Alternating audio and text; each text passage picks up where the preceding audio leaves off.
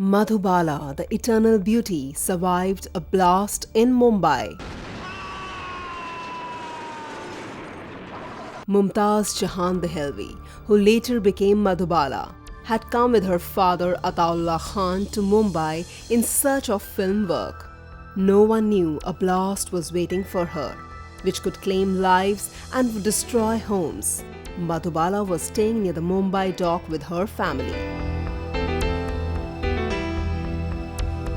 Luckily, on that fateful day, 14th April 1944, she had gone with her family to a nearby theatre to watch a film. Her colony was destroyed. Her home was in the rubbles. That blast took lives. Her family was homeless. At that point, one of Madhubala's classmates gave shelter to her and the family.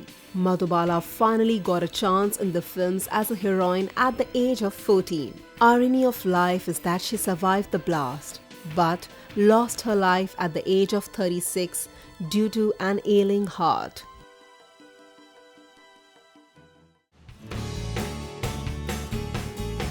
To know more interesting stories of Bollywood, subscribe Page 3 Reporter.